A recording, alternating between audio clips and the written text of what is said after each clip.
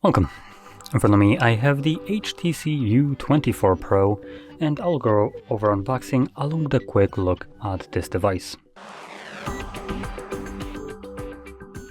So anyway, let's just pop it open. This will be my first impression of this as well, as well, I'm literally just taking a look at this device for the first time and holding it in my hand for the first time.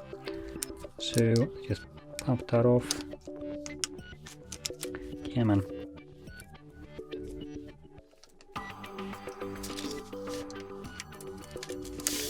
There we go.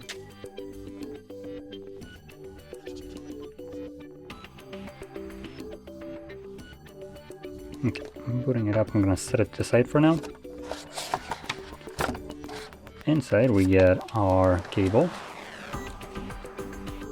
This is a Type A. Oh no, Type C to Type C.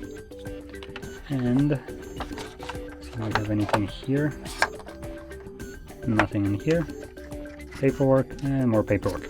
So nothing here either. Okay, so we just get a cable and a phone. Now, first thing that is going to stand out probably to you, as it does to me, is the build of this device. It has a very weird kind of shape. So you can see right here we have this kind of slanted edge right here, and that the actual glass itself, you can see it's right here, and you can see this clearly. It looks like a much bigger bezel from like looking at the front, just because you also see some of the top of the bezel, something that you don't really get to see on other devices. Additionally, the device does have this kind of blocky feel, as the side edges are also made in the same way, so you do have like a sharp edge right here and right here, and then you have like a display that just curves around. So no matter where you hold it, it just feels kind of sharp in a way. And also you can see right here we have another one.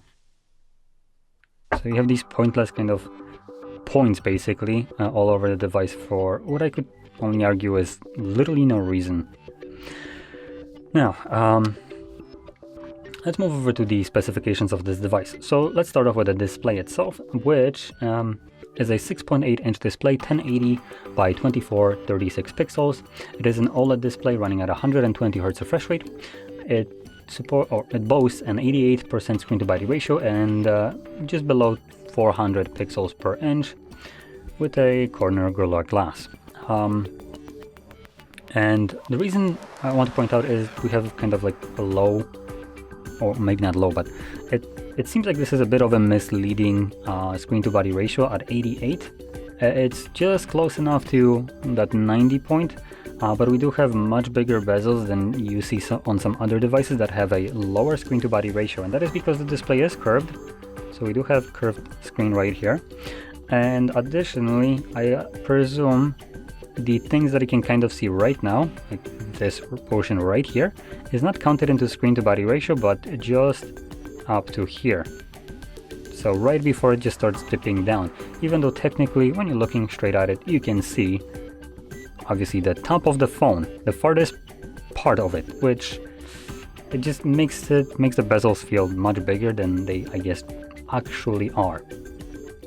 And the fact that the screen is curved usually just kind of subtracts from the screen to body ratio, as the curved display kind of extends a little bit further. Even though it does have a sort of a bezel, it's being covered by the display just a bit. So it blends with it, subtracting, like I said, from that number. So it gives you a higher screen to body ratio. But you cannot deny the top is a pretty substantial bezel for a device that supposedly has a relatively low screen to body ratio. Or low or high, I guess, because the screen is taking a lot of space. But anyway, let's move over to the cameras at the back, which we have a triple camera setup by the looks of it, and two of those cameras are a 50 megapixel sensors. One is 1.9 wide, and the other one is 2.0 aperture telephoto with a 2x optical zoom. Then we have a 8 megapixel f2.2 aperture ultra wide, and with those cameras you can record videos at 4K up to 30 frames and 1080p also up to 30 frames. And at the front we also have another 50 megapixel sensor, wide, f2.5 aperture, and again 1080p only up to 30 frames. Now moving on into the internals, we have a 4600 mAh battery. With a cable you can charge it at 60 watts, and it also supports wireless charging. So if you have some kind of like wireless puck right there, whatever, you can charge it up to 15 watts, so that's pretty good. Additionally, the device is being powered by a Snapdragon 7 Gen 3 processor and comes with 12 gigs of RAM and 256 gigs of storage, or 512, both being UFS 3.1 storage type, and we also have expandable storage using a micro SD card. So all in all, relatively okay internals, I would say. Now the last thing that I'll mention is the price tag for this device, and the device comes at about 760 euros, and that is a hard pill to swallow.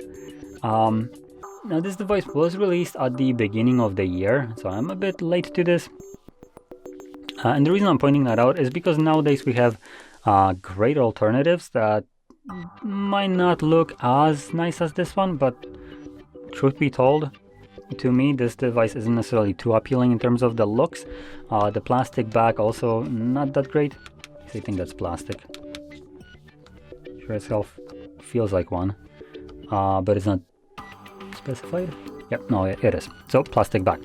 So it doesn't really feel too kind of high quality. The back just kind of feels cheapish. You can kind of see this. It doesn't look too great. Doesn't feel great in hand, I would say.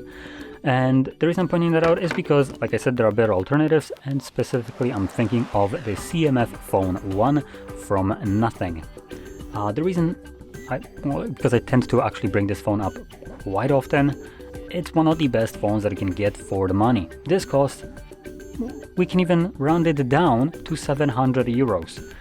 CMF phone comes with roughly the same kind of specifications, but costs 200. So you have a massively lower price for the device compared to what you get to pay here, while still retaining nice display. I think there we have an AMOLED display, but also 120 Hz refresh rate, 8 or 12 gigs of RAM, bigger battery. Charging wise, I think it's about the same, though it's lacking the wireless charging. And camera wise, we have one, I believe it was a 50 megapixel wide sensor, and then some sticker cam. Let's see, CMF Phone 1. So yeah, 50 megapixel f1.8 wide and 2 megapixel depth, so it's a sticker cam. But unlike this device, CMF Phone can offer you 1080p at 60 frames per second. So that's pretty neat. And RAM has just off 6 to 8 gigs of RAM. Powered also by Dimensity 7300, so it's equivalent of the Snapdragon. Well, like I said, costing significantly less. This is not a small kind of discrepancy in price, like 200 or 700. These are like vastly different prices for roughly about the same kind of hardware. So that's why I'm pointing that device out, as the price just beats out any other competition while offering a very good device. So like I said, I wouldn't probably recommend picking up this device nowadays, as it's about a year old now and just a little bit too expensive for what it offers, with better alternatives on the market. So with that being said, hopefully you found this video helpful, and if you did, don't forget to hit like, subscribe, and thanks for watching.